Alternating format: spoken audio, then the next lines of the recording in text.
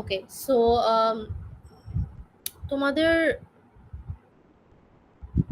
বাক্সে week 1 week 2 এ chapter 1 complete হয়ে গেছে। উইক 2 পর্যন্ত সবার ভিডিও কি দেখা হয়েছে? Yes, week ma'am. 1 শেষ Yes, হচ্ছে, ma'am. 2 এখনো সরি, শুনি নাই। উইক 1 দেখা শেষ হয়েছে, 2 এখনো স্টার্ট করতে পারিনি। আচ্ছা, বাকিরা? আমার হচ্ছে উইক 1 টু দুটেই হয়েছে। ম্যাম উইক 1 পর্যন্ত দেখেছি। আচ্ছা, ঠিক আছে। আমি আজকে চ্যাপ্টার 1 পুরোটাই হচ্ছে কভার করব। কিছু জায়গায় একটু ভালো করে এক্সপ্লেন করব, কিছু জায়গায় হচ্ছে একটু তাড়াতাড়ি হয়তো যাব।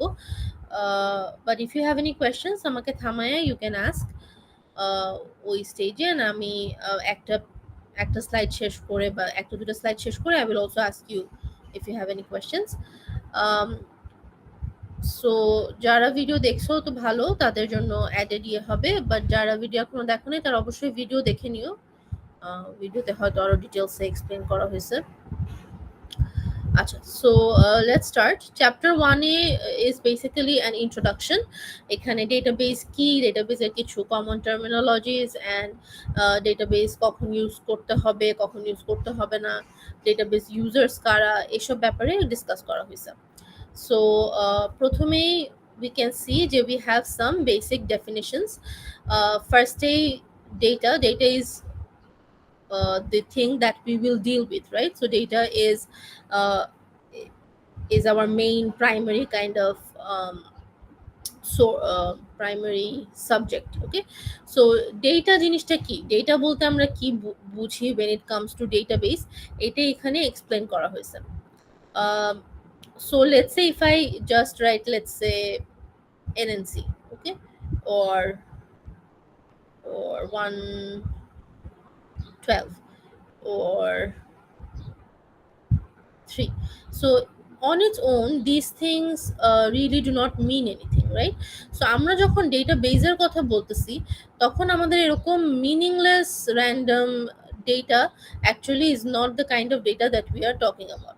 When we are talking about database, তখন we want our database to have two kind of properties. Okay, so one of those properties is that it should have an implicit meaning. মানে আমার এই ডেটা যেগুলো আছে সেটার কোনো একটা meaningful data হতে হবে, এবং মিনিংটা ইমপ্লিসিট নর্মালি হয়। ওয়াই? বিকজ আমরা জাস্ট ডেটাটাকে দেখে আমরা বুঝি না ডেটাটা কি।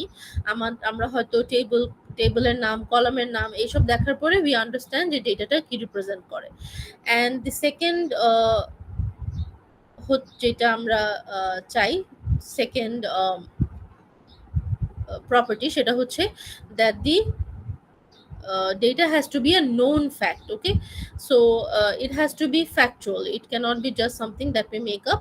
So normally it's data that is a known fact and that has an implicit meaning, তখনই এটা আমাদের ডেটাবেসে we can store. ডেটাবেস বলতে আমরা কি বুঝতেছি? ডেটাবেস হচ্ছে collection of related data. So ডেটাগুলি রিলেটেড হবে ইন দ্য সেন্স যে লেটস সে আমি একটা এয়ারলাইন রিজার্ভেশন সিস্টেমের জন্য একটা ডেটাবেস বানাবো। সো ওখানের মধ্যে আমি যদি স্টুডেন্ট নামে একটা টেবিল বানাই তাহলে কিন্তু হবে না, রাইট? বিকজ এয়ারলাইন্স রিজার্ভেশনের সাথে স্টুডেন্টের কোনো কানেকশন নেই, কোনো রিলেশন নেই। সো আমাদের ডেটাবেসে, একটা সিঙ্গল ডেটাবেসে যে ডেটাগুলি থাকবে সেগুলা একটার সাথে রিলেটেড হবে। সো আমি যদি একটা রেস্টুরেন্ট ম্যানেজমেন্ট সিস্টেম বানাই তাহলে ওখানে রেস্টুরেন্টের সাথে আমার রিলেটেড যে ইনফরমেশনগুলো, আমার এমপ্লয়ি, আমার লেটস সে মেনু, আমার ইনভেন্টরি, এইসব রিলেটেড যেসব ইনফরমেশন আছে শুধু সেগুলোই থাকবে, এখানে অন্য কোনো ইনফরমেশন থাকবে না। So database has to be a collection of related data. কিছু প্রপার্টি আছে এইসব ডেটার, সেটা হচ্ছে একটা হচ্ছে যেই ডেটাবেসে যেই ডেটাগুলি থাকবে সেগুলো রিয়েল ওয়ার্ল্ডের কোনো অ্যাসপেক্টকে রিপ্রেজেন্ট করবে। সো তোমাদের ইনফরমেশন যখন আমরা ডেটাবেসে রাখি, তোমাদের স্টুডেন্ট আইডি, তোমাদের সিজিপিএ, এগুলো কিন্তু রিয়েল ওয়ার্ল্ডেরই, মানে আমাদের কারেন্টলি আমরা যে রিয়েল ওয়ার্ল্ডে এক্সিস্ট করি সেটারই কিছু প্রপার্টিস, রাইট? সো সেটাকে আমরা ডেটা হিসাবে ডেটাবেসে সেভ করে রাখি। সেজন্য ডেটাবেসকে অনেক সময় মিনি ওয়ার্ল্ড বলা হয়। Okay, because we take some aspects from the real world and save it in the database. তারপর ডেটাবেজের ডেটাগুলি লজিক্যালি কোহেরেন্ট হতে হবে, মানে it has to be understandable and it has to have some meaning. তারপর ডেটাবেজের যে ডিজাইনটা করা হচ্ছে, বিল্ড করা হচ্ছে, সেটা একটা স্পেসিফিক পারপাস থাকতে হবে। আমি এমনি এমনি কিন্তু ডেটা অ্যাকিউমুলেট করব না, আমার ডেটা স্টোর করার বা ডেটাবেসটা বানানোর একটা স্পেসিফিক রিজন থাকতে হবে, যে আমি আমার ইউনিভার্সিটি স্টুডেন্টদের ইউনিভার্সিটি কোর্সের সব ইনফরমেশন আমি স্টোর করে ম্যানেজ করতে চাই, বা আমি আমার রেস্টুরেন্টটা ম্যানেজ করার জন্য হচ্ছে আমি একটা ডেটাবেস বানাতে চাই। সো এই জন্য আমার একটা স্পেসিফিক পারপাস লাগবে। So these are some of the properties that a database will have.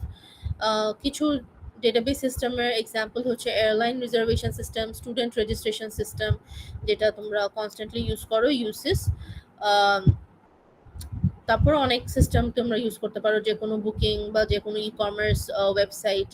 তারপর আমরা যেগুলো অর্ডারিং এর জন্য যেগুলো আজকাল ইউজ করি, রাইট, ফুড পান্ডা এটসেট্রা এটসেট্রা। সো এগুলা সব হচ্ছে database system. So database management system হচ্ছে একটা সফটওয়্যার। এই সফটওয়্যারের হেল্পে আমরা হচ্ছে ডেটাবেসকে ক্রিয়েট করে ম্যানেজ করতে পারি। সো মাইসিকুয়েল হচ্ছে একটা ডিবিএমএস, ওরাকল হচ্ছে আরেক ধরনের DBMS. So it's just a software and a tool which helps us to create and maintain database. আর ডেটাবেস সিস্টেম হচ্ছে আমাদের কমপ্লিট সিস্টেমটা, যেরকম airline reservation system is a complete database system, because এখানে আমার ডিবিএমএস সফটওয়্যারও আছে, প্লাস ডেটাও আছে, and কখনো কখনো আমার অ্যাপ্লিকেশনটাও ইনক্লুডেড। ওকে, সো অ্যাপ্লিকেশন বলতে আমরা যেই সফটওয়্যারটা বা যে প্রোগ্রামটা ইউজ করতেছি সেটা হচ্ছে আমার অ্যাপ্লিকেশন। তো সবসময় যে অ্যাপ্লিকেশন থাকবে নট নেসেসারি, বাট ডেটাবেস সিস্টেমে অবশ্যই ডিবিএমএস সফটওয়্যার এবং ডেটা থাকবে, এবং কখনো কখনো আমার অ্যাপ্লিকেশনটাও থাকবে। এগুলো নিয়ে কি কারো কোনো কোয়েশ্চেন আছে?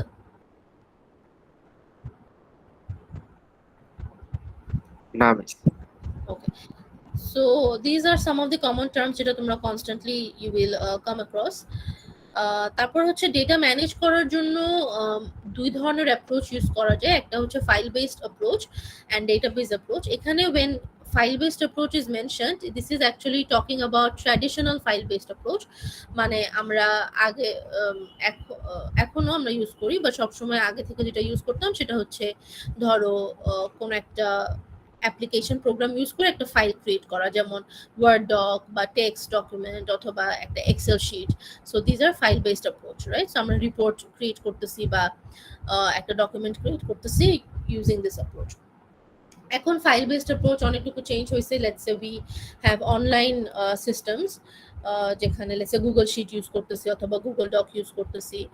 সো এখন একটু চেঞ্জ হয়েছে, বাট এখানে ট্র্যাডিশনালটার কথা বলা হচ্ছে। বাট এখন যেটা নতুন আসছে সেটার সাথেও মানে যেটা আপডেট হয়েছে সেটার সাথেও database অ্যাপ্রোচে there are significant differences.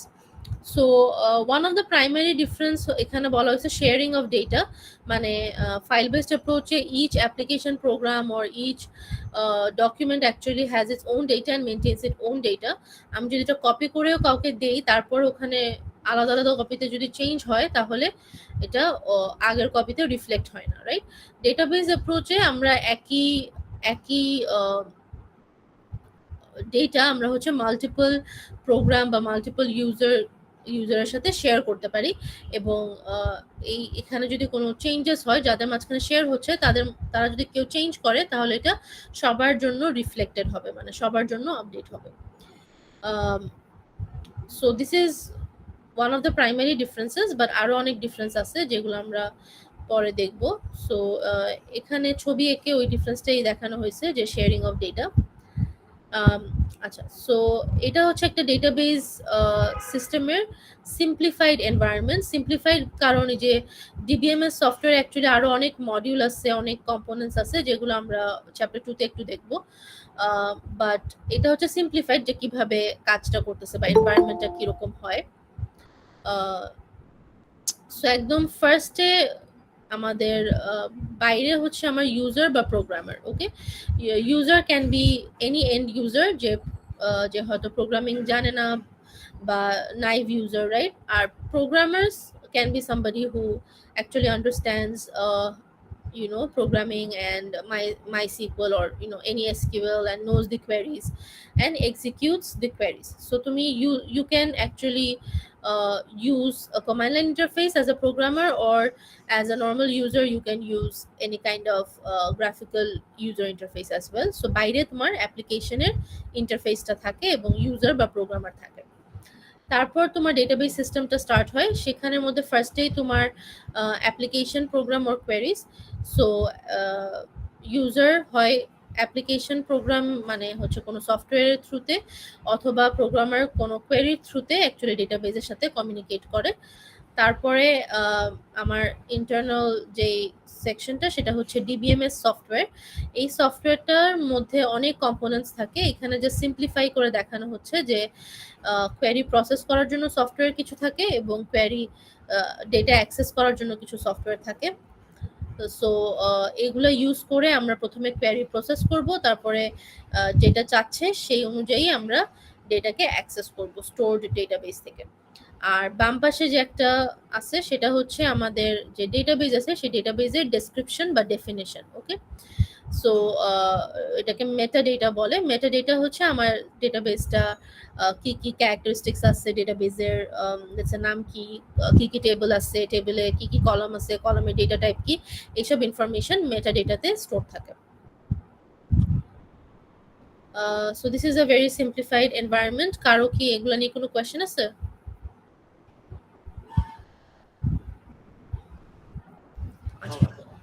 আচ্ছা, সো কোয়েশ্চেন না থাকলে আমরা কিছু ডিবিএমএস এর যে কমন ফাংশনালিটি আছে সেগুলো যদি দেখি। So first of all DBMS হচ্ছে ডেটা টাইপ, তারপর স্ট্রাকচার, কনস্ট্রেইন্ট, এগুলো হচ্ছে আগে থেকে ডিফাইন করে। সো তোমরা অলরেডি আই হোপ তোমরা একটা ল্যাব করে নিছো, মানে ল্যাবের ভিডিওটা, ফার্স্ট ভিডিওটা। সো ওখানের মধ্যে ইউ স যে তোমরা যখন টেবিল ক্রিয়েট করতেছো, you already are creating the data type, you are creating the structure, you can also actually give constraints. আমরা এটা ফার্স্ট ল্যাবে দেখি নাই, but future you will see that you can make a column unique, you can make one column dependent on another column, or you can say যে specific condition একটা কলামের জন্য, let's say তুমি ব্যাংক অ্যাকাউন্টের জন্য যদি করো যে ব্যাংকের ভ্যালু সবসময় পজিটিভ নাম্বার হতে হবে, সো এখানে জিরোর নিচে কোনো কিছু আমি ইনসার্ট করতে পারবো না, এই ধরনের কনস্ট্রেইন্ট তুমি অ্যাকচুয়ালি ডেটাবেস থেকেই দিয়ে দিতে পারবা। তারপর তুমি একটা অলরেডি এক্সিস্টিং ডেটাবেসকে এক্সপোর্ট করে অন্য একটা স্টোরেজ মিডিয়ামে আবার ইম্পোর্ট করে লোড করতে পারবা। Okay, so let's say you want to create backup, or you want to migrate it to a different server. In that case তুমি existing database টাকে export করে you can load it onto a different medium. Database K manipulate করতে পারতেছি through the DBMS। আমরা retrieve করতে পারি information, আমরা নতুন ইনফরমেশন ইনসার্ট করতে পারি, ডিলিট করতে পারি, আপডেট করতে পারি। তারপর কোনো একটা ওয়েব অ্যাপ্লিকেশনের থ্রুতে ডেটাবেসকে অ্যাক্সেস করতে পারি, যেমন uses is very common example. তারপর লেটস সে তুমি কোনো বাসের টিকিট বুকিং সিস্টেম, অথবা কোনো ফুড অর্ডারিং, রেস্টুরেন্টের ফুড অর্ডার করবা সেটার সিস্টেম। সো এগুলা হচ্ছে ওয়েব অ্যাপ্লিকেশনের থ্রুতে আমি ডেটাবেসকে অ্যাকচুয়ালি অ্যাক্সেস করতেছি। তারপর কনকারেন্ট ইউজার্স মানে হচ্ছে সাইমultaneously মেনি ইউজার্স। ওকে, সো ডেটাবেসের থ্রুতে বা ডিবিএমএস এর হেল্পে আমরা একই সাথে একই ডেটাকে মাল্টিপল ইউজার্স একসাথে অ্যাক্সেস করতে পারে, কিন্তু ডেটা তারপরও ভ্যালিড থাকবে এবং কনসিস্টেন্ট থাকবে। সো লেটস সে তুমি আমরা যখন অ্যাডভাইজিং করি, লেটস সে একটা সিট বাকি আছে, এখন এই একটা সিট আমিও দেখতেছি একটা পার্টিকুলার স্টুডেন্টের জন্য, অন্য একজন ফ্যাকাল্টিও এটা দেখতেছে একটা পার্টিকুলার স্টুডেন্টের জন্য, এবং আমরা দুইজন একই সাথে ক্লিক করলাম টু অ্যাড দ্যাট কোর্স, কিন্তু দুজনেরই কিন্তু একটা সিট অ্যাড হবে না, বিকজ সিট তো একটাই বাকি আছে, right? So the DBMS will ensure যে অ্যাটলিস্ট হয় একজনেরটা এক্সিকিউট হবে, অথবা দুইজনেরটাই এক্সিকিউট হবে না। Okay, so it will ensure যে কোনো ইনকনসিস্টেন্ট ডেটা যাতে না থাকে। তারপর প্রোটেকশন এবং সিকিউরিটি দেওয়া যায় যাতে আনঅথরাইজড অ্যাক্সেস না থাকে, অথবা স্পেসিফিক রোলকে স্পেসিফিক অথরাইজেশন দেওয়া যে তোমরা যদি again if you come back to UCC এর এক্সাম্পল, লেটস সে আমরা অ্যাডভাইজিং করতে পারি, বাট তোমরা কিন্তু ইউসিএস এ লগ ইন করে তোমরা তোমাদের অ্যাডভাইজিং করতে পারো না অ্যাডভাইজিং পিরিয়ডে। তারপর আমরা হচ্ছে একই ইউসিএস এ লগ ইন করে we can give your grades, but তোমরা কিন্তু ওই পার্টটা দেখতে পারো না, রাইট? তোমাদের জন্য সেই অথরাইজেশনটা নাই। সো এই ধরনের অথরাইজেশন, সিকিউরিটি, প্রোটেকশন এগুলো হচ্ছে আমরা ডিবিএমএস এর থ্রুতে দিতে পারি। এবং মেনটেনেন্সটাও ডিবিএমএস এর হেল্পে আমরা ডেটাবেসকে মেনটেন করা, ডেটাবেসের যে প্রোগ্রাম বা অ্যাপ্লিকেশন আছে সেগুলোকে মেনটেন করা অনেক সহজ হয়ে যায়। সো এগুলো হচ্ছে বেসিক ডিবিএমএস ফাংশনালিটিস। এগুলো নিয়ে কি কারো কোনো কোয়েশ্চেন আছে? No ma'am. এখানে একটা ভেরি সিম্পল এক্সাম্পল দেওয়া আছে ইউনিভার্সিটি এনভায়রনমেন্টের।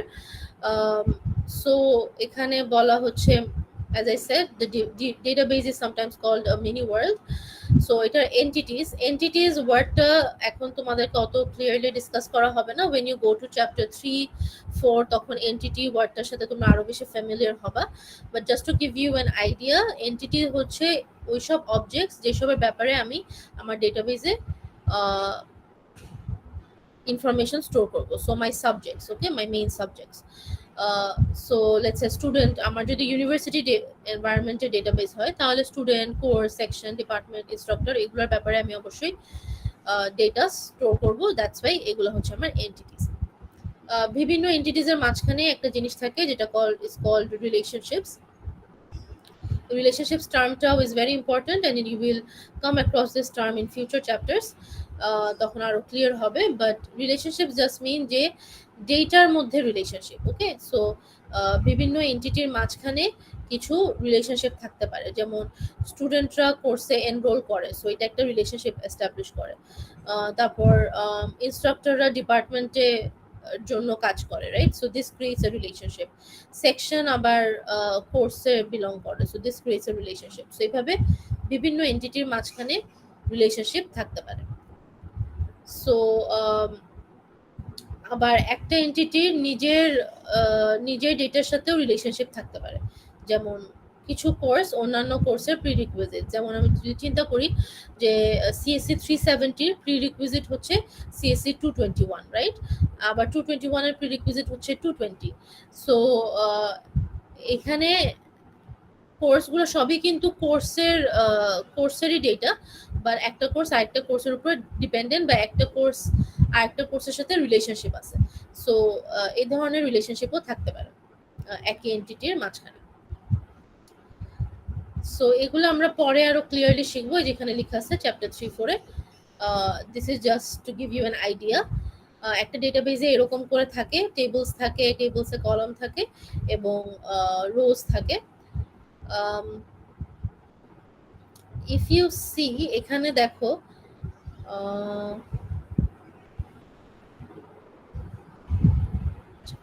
সো এখানে আমার স্টুডেন্ট আছে, রাইট? স্টুডেন্ট আইডি আছে, স্টুডেন্ট নাম্বারটা। এখানে কোর্স আছে, কোর্সের নাম্বার আছে। অ্যান্ড এখানে কিন্তু সেকশনে কিন্তু কোর্সে কিন্তু সব ইনফরমেশন কোর্স টেবলে আছে, রাইট? কোর্সের নাম কি, কোর্সের ক্রেডিট কত, কোর্সের ডিপার্টমেন্ট কি। সেকশনে আবার দেখো সেকশনের নাম্বারগুলি আছে এবং সেকশনটা কোন কোর্সের সেটা আছে, কিন্তু কোর্সের বাকি ইনফরমেশনগুলো কিন্তু এখানে নেই। তো আমি যদি জানতে চাই যে 85 যে সেকশনটা সেইটা কোন সেই কোর্সের, যদি আমি লেটস সে ক্রেডিট কত সেটা জানতে চাই, ক্রেডিট আওয়ার্স, বা সেই কোর্সটা কোন ডিপার্টমেন্টে সেটা জানতে চাই, তাহলে কিন্তু আমি এই টেবিল থেকে জানতে পারবো না। কিন্তু আমি যদি এই টেবিল, সেকশন টেবিল আর কোর্স টেবিলকে একসাথে কম্বাইন করি বা হেল্প নেই, তাহলে আমি দেখতে পারবো যে 85টা হচ্ছে ম্যাথ 2410। তাহলে আমি কোর্স টেবিলে গিয়ে ম্যাথ 2410টা খুঁজলাম, বাট 2410কে খোঁজার পর দেখলাম যে এটার ক্রেডিট আওয়ার হচ্ছে 3, এটার ডিপার্টমেন্ট হচ্ছে ম্যাথ, রাইট? সো আমাকে এই দুটো টেবিলের হেল্প নিয়ে আমি কিন্তু সেকশন 85 এটা কোন কোর্সের এবং সেটার ক্রেডিট আওয়ার কত, সেটা ডিপার্টমেন্ট কত সেটা জানতে পারতেছি। সো এখানে কিন্তু আমার যেটা বলতে চাচ্ছিলাম যে আমার একই ইনফরমেশন বারবার সেভ করতে হচ্ছে না। আমি কিন্তু কোর্সের ক্রেডিট আওয়ার আর ডিপার্টমেন্ট আবার সেকশন টেবিলে সেভ করতে হচ্ছে না। আমি এই দুইটা টেবিলের মানে টেবিলের সাহায্য নিয়ে আমি কিন্তু সব ইনফরমেশনকে কানেক্ট করতে পারবো। ম্যাম হ্যাঁ বলো। 370 তে কি এসকিউএল ডাটাবেস শেখানোই হবে শুধু, নাকি নো এসকিউএল ডাটাবেস গুলো শেখানো হবে? না, শুধু এসকিউএল এ শেখানো হবে। এসকিউএল না, আচ্ছা। এটা হচ্ছে রিলেশনাল ডেটা, মেইনলি রিলেশনাল ডেটাবেজেই ফোকাস করা এই কোর্সটা। সো এইটাই এসকিউএল এ শেখানো হবে। আচ্ছা, এটা নিয়ে কি কারো কোনো কোয়েশ্চেন আছে? এইসব এখানে যা বলা ছিল।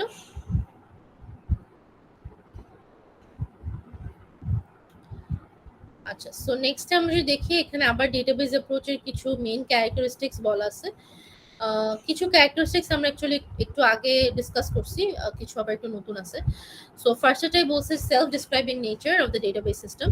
সো একটু আগে যেটা বলছিলাম, মেটা ডেটা রাখে ডেটাবেজে, যে ডেটাবেজের নাম কি, ডেটাবেজের আরো কিছু ডেসক্রিপশন, যে কি কি টেবিল আছে, টেবিলের data structure, data type, constraint, তারপর হচ্ছে ফিজিক্যালি তোমার এই টেবিলগুলা মানে এই ইনফরমেশনটা ফিজিক্যালি র্যামের মধ্যে কোথায় সেভ করা আছে, এই ইন্ডেক্সিংটা, এগুলা হচ্ছে মেটা ডেটাতে থাকে। ওকে, তারপর সেকেন্ড যেটা, এটা হচ্ছে insulation between program and data. এটার মানে হচ্ছে, সো আমি অনেক সময় প্রোগ্রাম বানাচ্ছি, লাইক অ্যাপ্লিকেশন বানাচ্ছি, যেমন ইউসিস, এবং আমার একটা ডেটাবেজ আছে, ব্র্যাকের যে ইউনিভার্সিটি ডেটাবেস, এবং তাদের মধ্যে কমিউনিকেশন হচ্ছে, রাইট? সো আমি যদি এই প্রোগ্রাম এবং ডেটাকে ইন্ডিপেন্ডেন্ট রাখি, তাহলে আমার যেটা হবে, আমি যদি লেটস সে কখনো আমার ইউসিস এর অ্যাপ্লিকেশনকে একটু চেঞ্জ করতে হয়, নতুন কোনো ফিচার অ্যাড করতে হয়, তাহলে আমি সেই ফিচারগুলো অ্যাড করতে পারবো বা রিমুভ করতে পারবো without changing the database. Okay, similarly আমি যদি ডেটাবেজে কোনো নতুন কলাম অ্যাড করতে চাই, বা কোনো কিছু ডিলিট করতে চাই বা আপডেট করতে চাই, সেই জিনিসটা আমি করতে পারবো without changing the application that is using the database. This is called the program and data independence, মানে both are independent of each other. Real life A 100% independence attain করা পসিবল না, বাট যত ভালো তুমি ডিজাইন করবা তোমার ডেটাবেসকে, তত বেশি তুমি ইন্ডিপেন্ডেন্স অ্যাচিভ করতে পারবা। সো 100% না হলেও টু আ গ্রেট এক্সটেন্ট তুমি অ্যাচিভ করতে পারবা। অ্যান্ড যত বেশি ইন্ডিপেন্ডেন্স থাকবে, তত বেশি তোমার সিস্টেমটা রোবাস্ট থাকবে, তত বেশি তোমাকে একটা চেঞ্জ করার ফলে তোমাকে অন্যান্য যে ডিপেন্ডেন্সিগুলো আছে, অন্যান্য ইস্যুস কম অ্যারাইজ হবে, রাইট? সো তুমি একটা জাস্ট নতুন ফিচার অ্যাড করলে তোমার যদি আবার পুরো ডেটাবেসকে চেঞ্জ করতে হয়, তাহলে দিস বিকামস ভেরি ক্লামজি, তোমার কস্ট বেড়ে যাবে। তো এই জিনিসগুলো তুমি যত বেশি তোমার প্রোগ্রাম ডেটা ইন্ডিপেন্ডেন্স থাকবে, তত বেশি তুমি অ্যাভয়েড করতে পারো, রাইট? সো তুমি the more independence you achieve, the better. Multiple view support করে ডেটার, যেমন তোমাদেরকে একটু আগে এক্সাম্পল দিলাম ইউসিস এর, এক একজন এক একটা ভিউ দেখতে পারে, right? So as a faculty member I can see some things in UCIS that you can't. তারপর রেজিস্ট্রার্স অফিসে যদি যাই, রেজিস্ট্রার অফিসে আরো স্পেশাল প্রিভিলেজ আছে। সো ওরা আরো কিছু ফিচার দেখতে পারে বা আরো কিছু জিনিসপত্র করতে পারে, যেটা আমরা ফ্যাকাল্টিরাও করতে পারি না, রাইট? সো আবার যে আমরা অ্যাডমিন দেখি, যারা হচ্ছে পুরো ডেটাবেসকে ম্যানেজ করে, তাদের আরো বেশি এক্সট্রা ফিচার্স আছে যেটা আমরা করতে পারি না, রাইট? সো এরকম ডিফারেন্ট ইউজারদেরকে ডিফারেন্ট ভিউ দেখাতে পারে, সেটা হচ্ছে আমি ডেটাবেস অ্যাপ্রোচ ইউজ করলে করতে পারি। বাট লেটস সে আমি যদি শেয়ার্ড ডেটা ইউজ করি in let's say in a Google sheet, so even though it's online and it's shared, and আমার ডেটাকে আমি মোটামুটি কনসিস্টেন্ট রাখতে পারবো, তারপরও কিন্তু আমি ডিফারেন্ট টাইপ অফ ইউজারকে ডিফারেন্ট ভিউ দিতে পারবো না, রাইট? সো এই ধরনের জিনিসপত্র আমি ডেটাবেস অ্যাপ্রোচ ছাড়া অ্যাচিভ করতে পারবো না। আগে যেটা বললাম, শেয়ার করা যায় ডেটা মাল্টিপল ইউজারের মাঝখানে, কনকারেন্ট ইউজার্স, এবং সেখানে আমার ডেটাবেসটা যে কনসিস্টেন্ট সেটা গ্যারান্টি করে, ইদার আমার কারেক্টলি এক্সিকিউট করে পুরোটা ট্রানজ্যাকশনটা, অথবা আমার ক্যান্সেল হয়ে যায়। যেটা আমি কোর্স নেওয়ার এক্সাম্পলটা দিছিলাম, যে দুইজন ফ্যাকাল্টি যদি একই কোর্সের একটা সিট বাকি আছে ওইটা নিতে চায়, তাহলে একই সাথে, তাহলে ইদার শুধু একজনেরটা এক্সিকিউট হবে, অথবা দুইজনেরটাই অ্যাবর্ট হয়ে যাবে। কিন্তু এরকম হবে না যে দুইজনই একটা সিট আছে ওইটা দুইজনই নিয়ে অ্যাড করে রাখছে, ওইরকম হবে না, because DBMS will guarantee that. So এটা এখানে এক্সপ্লেন করা হচ্ছে যে মাল্টিপল ইউজার একসাথে ইউজ করতে পারবে, কিন্তু কনসিস্টেন্ট ডেটা থাকবে। এগুলো নিয়ে কি কারো কোনো কোয়েশ্চেন আছে? No ma'am. তারপর ডেটাবেজের ইউজার কারা কারা হতে পারে সেটার উপর একটু ডিসকাশন করা আছে। ডেটাবেজের broadly you can kind of divided into two groups. একটা হচ্ছে অ্যাক্টরস অন দ্য সিন, একটা হচ্ছে ওয়ার্কার্স বিহাইন্ড দ্য সিন। তো ওয়ার্কার্স বিহাইন্ড দ্য সিন হচ্ছে যারা তোমার ডিবিএমএস সফটওয়্যারটা বানাচ্ছে, যেমন ওরাকল যারা ক্রিয়েট করছে তারা, বা মাই সিকুয়েল যারা ক্রিয়েট করছে, বা আমরা যদি নো সিকুয়েল ডেটাবেজের এক্সাম্পল দেই, মঙ্গোডিবি যারা ক্রিয়েট করছে, তারা হচ্ছে workers behind the scene, right? Actors on the scene হচ্ছে যারা হচ্ছে অ্যাক্টিভলি তোমার ডেটাবেজের সাথে ইন্টারঅ্যাক্ট করতেছে। ওকে, সো সেটা 4 ধরনের গ্রুপ আছে। সো আমি 4 ধরনের গ্রুপকে ডিসক্রাইব করব। সো ফার্স্টে হচ্ছে ডেটাবেজ অ্যাডমিনিস্ট্রেটর। সো অ্যাডমিনিস্ট্রেটর হচ্ছে যারা ডেটাবেসটাকে মনিটর করে এবং অ্যাক্সেস, কারা কারা অ্যাক্সেস করতে পারবে, কতটুকু অ্যাক্সেস করতে পারবে, এই অথরাইজেশনটা কন্ট্রোল করে। তারপর ডেটাবেসটা এফিশিয়েন্টলি ইউজ হচ্ছে নাকি, ডেটাবেসে কোথায় এফিশিয়েন্সি বাড়ানো যায়, কোথায় কমাতে, কোথায় লেটস সে কোনো কিছু কমাতে হবে, সেগুলা কন্ট্রোল করা, সেগুলা মনিটর করা। তারপর কোনো অ্যাডিশনাল সফটওয়্যার হার্ডওয়্যার লাগবে নাকি সেগুলাকে ম্যানেজ করা, অ্যাকোয়ার করা, সেগুলাকে ইনস্টল করা, সেগুলোকে ইউজ করা, এগুলো হচ্ছে ডেটাবেস অ্যাডমিনিস্ট্রেটরের কাজ। ওকে, সো অনেক জায়গায় বাংলাদেশের কিছু কোম্পানিতে থাকতে পারে, কিন্তু বাইরে অনেক কোম্পানিতেই ডেটাবেস অ্যাডমিন বা ডিবিএ বলে, এটা ইজ এ স্পেসিফিক রোল যেটার জন্য অ্যাকচুয়ালি ডেটাবেস মানে হায়ার করা হয় এমপ্লয়িজ। এবং এটা নর্মালি একদম ফ্রেশারদেরকে হায়ার করে না, একটু সিনিয়র মানুষদেরকে হায়ার করে যারা এক্সপিরিয়েন্স আছে ইন ডেটাবেস। এবং normally in countries like the US or in Europe, এই রোলটা is a very highly paid job, because অনেক সময় সেন্সিটিভ ডেটা নিয়ে তারা কাজ করে, so they are paid more because so that they have like no malicious intent, and they're given a lot of facilities so that they actually don't misuse the data that they have. Okay, so yeah, so this is database administrator. Database designer হচ্ছে যারা basically তোমার database স্ট্রাকচারটা design করবে। তোমরা অনেকটুকু এই রোলটা assume করবা when you do your project, so you will be database designers and you will design your database, যে কিভাবে কি কি টেবলস থাকবে, কি কি কলামস থাকবে, সে কলামের ডেটা টাইপ কি হবে, তাদের মধ্যে কোনো রিলেশনশিপস থাকবে নাকি, এই জিনিসগুলো যারা ডিজাইন করে তারা হচ্ছে ডেটাবেস ডিজাইনার।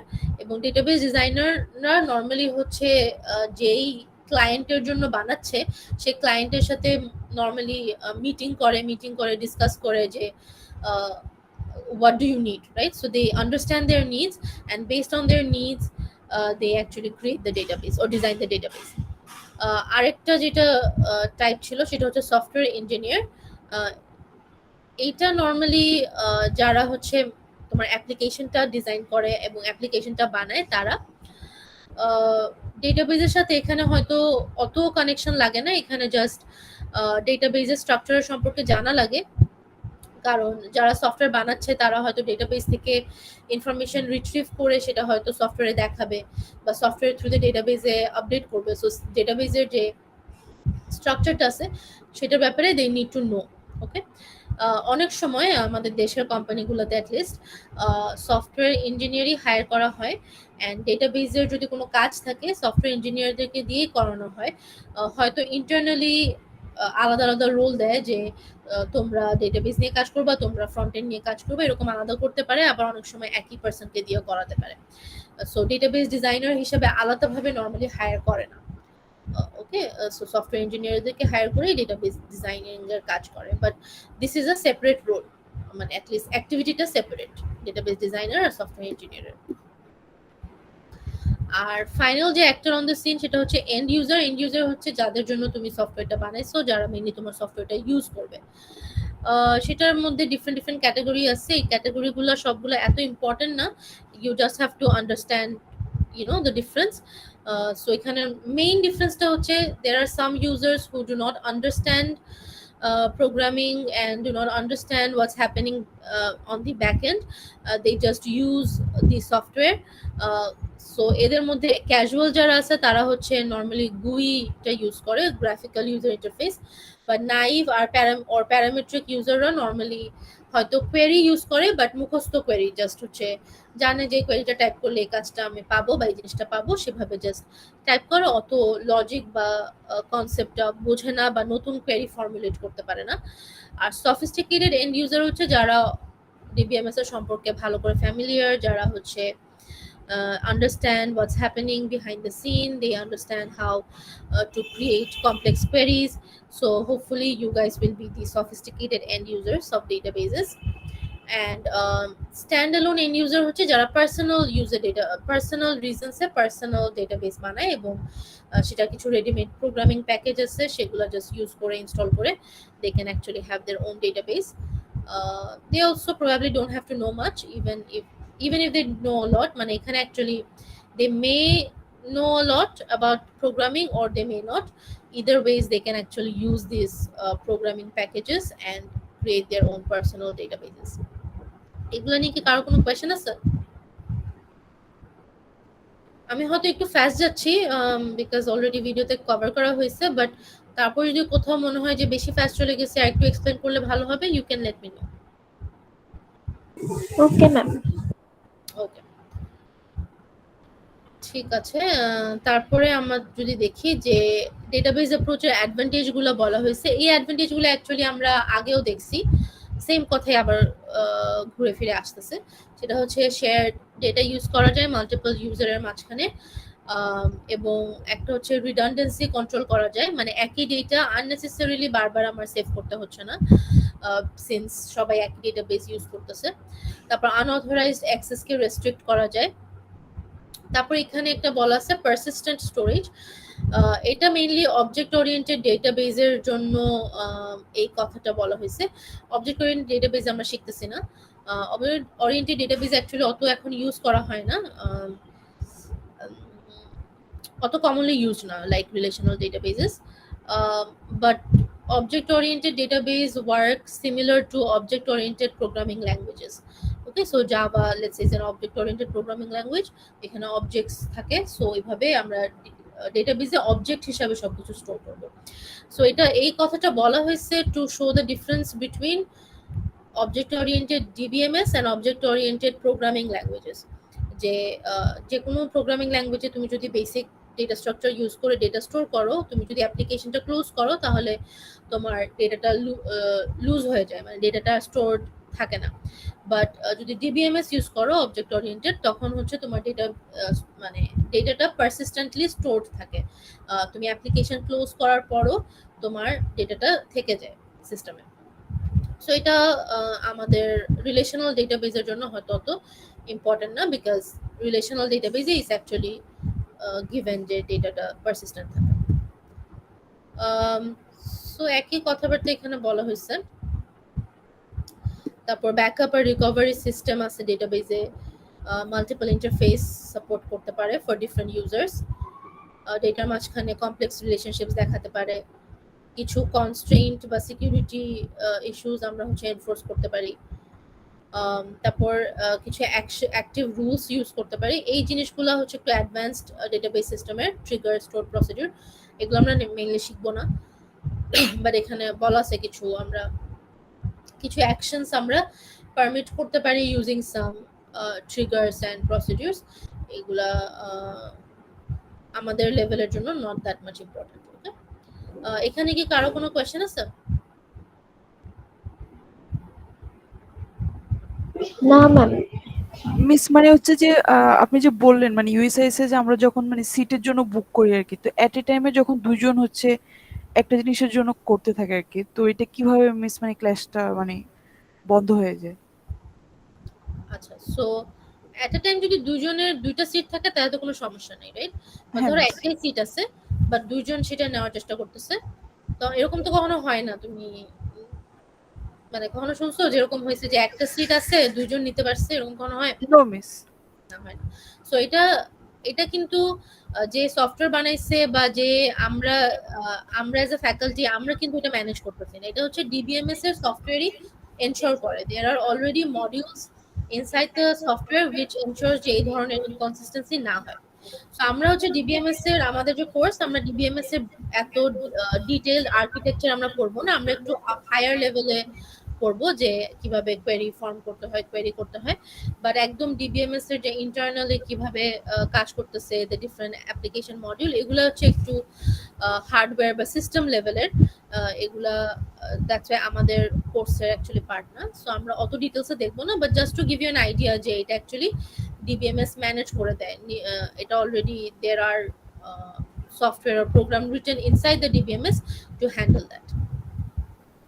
আর মিস আমাদেরকে যে মানে টেবিলের একটা উদাহরণ দিয়েছিলেন মানে ডিবিএমএস এর হ্যাঁ। স্লাইডে, মিস ওইখানে হচ্ছে যে মানে দুইটা টেবিলের মধ্যে আমি যদি রিলেশন করতে চাই মানে কিছু আমার তো কমন ডাটা লাগবে আর কি।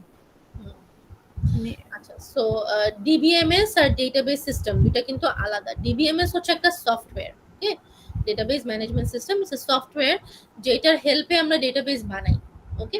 So MySQL is the DBMS, Oracle is the DBMS. এখন তুমি যদি ইউনিভার্সিটি স্টুডেন্টের জন্য একটা ডেটাবেস বানাও, that is not the DBMS, that's the database system, ওকে।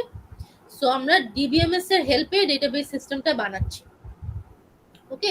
যেরকম তুমি ধরো একটা গেম বানালা, একটা গেম লেটস সে স্নেকের যে গেম সেটা বানাইলা, সেটা লেটস সে তুমি জাভা দিয়ে বানাইলা। তো এখন জাভা ইজ নট ইউর মানে তোমার স্নেকের গেমটা is not the programming language, right? Java is your programming language using which you have created the game, the snake game, right? So here the application or the database, the data, that is not your DBMS. DBMS is your software যেটা use করে তুমি এটা বানাচ্ছ, ওকে। So আমি যদি টেবিলের এক্সাম্পলটা আবার তোমার যে কোয়েশ্চেন ছিল, কমন ডেটা থাকতে হবে টু এস্টাবলিশ রিলেশনশিপস। সো এখানে অ্যাকচুয়ালি কমন ডেটা দিয়ে রিলেশনশিপস করা আছে, যেমন কোর্স এবং সেকশনের মাঝখানে রিলেশনশিপ ছিল। সো কোর্সের নাম্বারটা হচ্ছে এখানে কমন, ওকে। যদি আমরা দেখি কোর্সের নাম্বার সেকশনেও আছে, কোর্সেও আছে। তারপর লেটস সে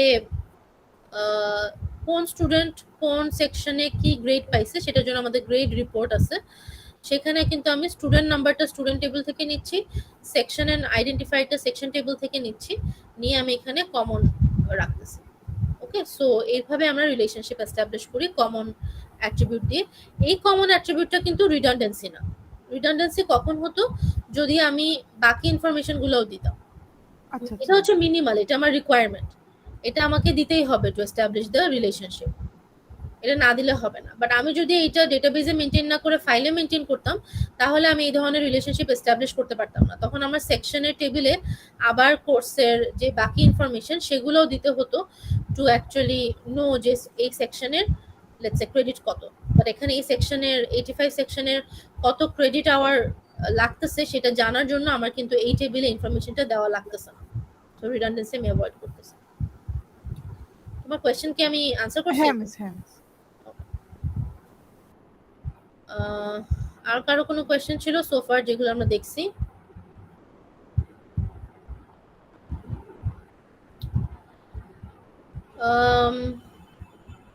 এখানে ডেটাবেস ইউজ করলে আরো কিছু অ্যাডভান্টেজ দেওয়া আছে, যে স্ট্যান্ডার্ড আমি কিছু ডিসপ্লে ফরম্যাট কিভাবে দেখাবে আমার রিপোর্টটা সেটা আমি এনফোর্স করতে পারবো। তারপর হচ্ছে ইকোনমিক্যাল হবে, আমার কোনো ওভারল্যাপ অফ রিসোর্সেস হবে না, মানে আমি একই ইনফরমেশন আননেসেসারিলি সেভ করব না, যদি শুধু দরকার হয় তখনই সেভ করব। সো এই ধরনের কিছু অ্যাডভান্টেজেস আছে। আমার ডেটা স্ট্রাকচারটা চেঞ্জ করতে পারবো, there is a flexibility. So এগুলা নিয়ে আরো কোনো কোয়েশ্চেন?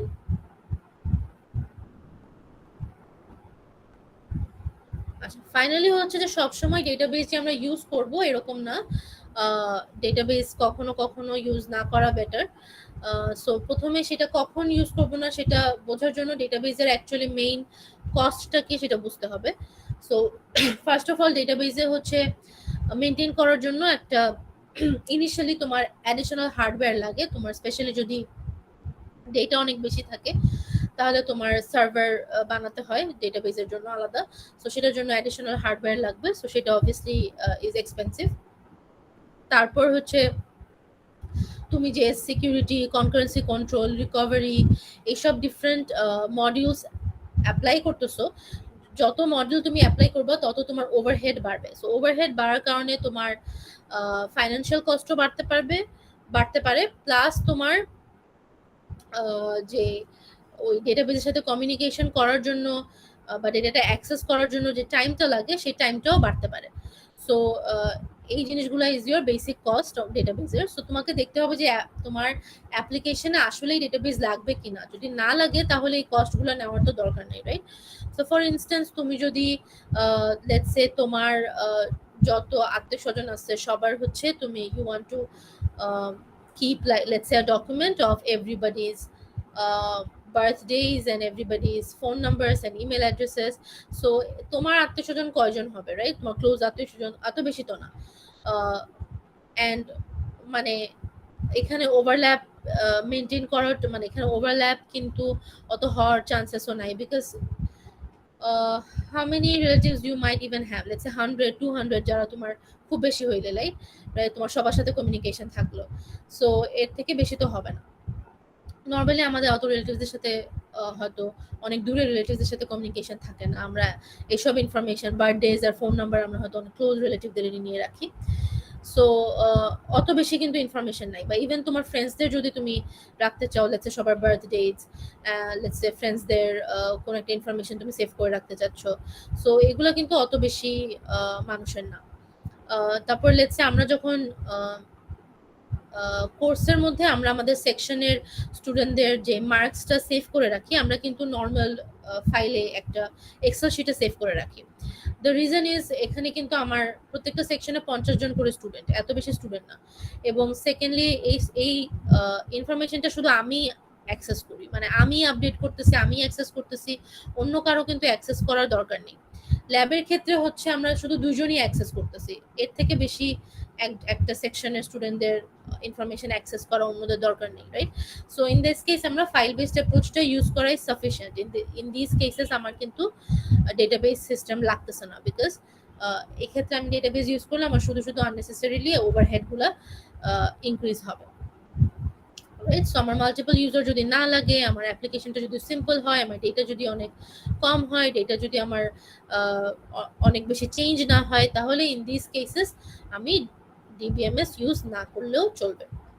ওকে, আর কিছু ক্ষেত্রে ডিবিএমএস ইউজ করা একদমই যাবে না, সেটা হচ্ছে আমার যে কিছু যদি কমপ্লেক্স ডেটা মডেলিং এর রিকোয়ারমেন্টস থাকে যেটা আমার ডিবিএমএস সাপোর্ট দিতে পারে না, বা এমন কোনো অপারেশন আছে যেটা আমার ডিবিএমএস সাপোর্ট করতে পারে না, ইন দ্যাট কেস আমি ডিবিএমএস ইউজ করলে হবে না। তখন হয়তো আমাকে কোনো স্পেশাল অ্যাপ্রোচ বা আমাকে নিজে থেকে বানায় কোনো অ্যাপ্রোচ ইউজ করতে হবে, right? I have to figure out different approaches. So this is basically chapter 1. এখানে কি কারো কোনো কোয়েশ্চেন আছে?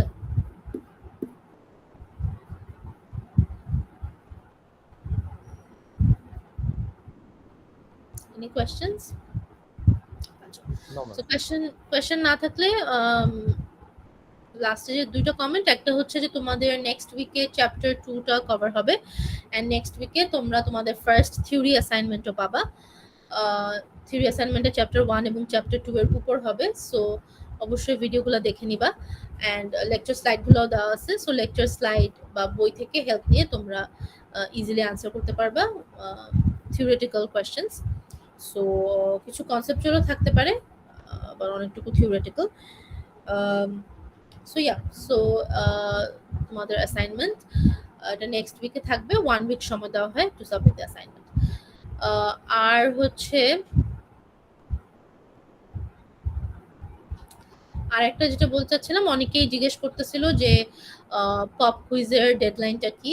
সো পপ কুইজের কোনো ডেডলাইন নেই, because it is ungraded, so it is just for you to actively recall what you saw in the video.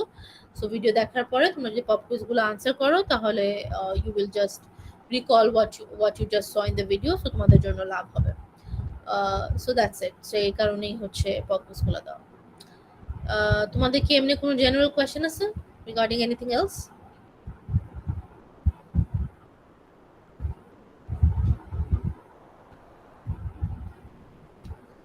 Okay, so question না থাকলে আজকের জন্য এতটুকুই। তাহলে আল্লাহ হাফেজ। এই রেকর্ডিংটা ক্লোজ করে নিই।